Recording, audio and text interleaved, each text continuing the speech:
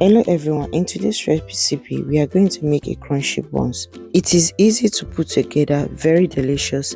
You only need some basic ingredients that you might have in your kitchen like flour, sugar, salt, baking powder, and you go ahead and mix this thoroughly. Make sure every dry ingredient is well mixed. Go ahead and add some unsalted butter. All the measurements will be in the video and in the description below. Please leave comment if you have a question. Add one egg that is in room temperature. Add some milk to give it extra. Then mix everything until it's well cooperated. Then go ahead and add some water into it, a room temperature water, not something hot but just room temperature. Combine everything together and you get this texture. You do not have to over mix, just mix gently, and this is how it's supposed to look when you cut it.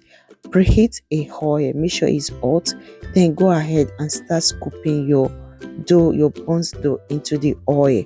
If you are a lover of a buns and a crunchy buns, maybe something rock buns, if you're a lover of it, this is a perfect buns for it, and it takes less than 30 minutes to prepare. It's very easy to put together and it's very perfect for those of you that like a crunchy buns. My spouse really like the crunchy part of the bun. He doesn't like the general buns that everybody eats. He like the crunchy buns a lot, and he like it very hard like a rock buns. So this recipe is basically for him, and my kids really enjoy it as well. It takes 20 minutes to prepare, and it takes 10 minutes to finish. Yeah, it takes 10 minutes for them to finish it.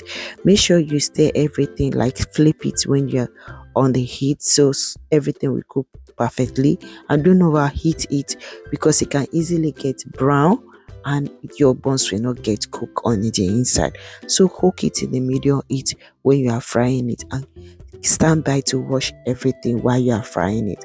So this is how it looks. See how it looks. It looks golden brown in nature, and it is easy for you to bring it out at this stage because the buns is ready. So I'll start removing it from the oil and put it in kitchen paper towel to extract the excess oil, and my kids can't wait to start eating these buns. If you have questions about this buns recipe, please leave it in the comment section, and please do not forget to like this video. If you really enjoy it, consider subscribing to my channel. I hope I'll see you in my next video.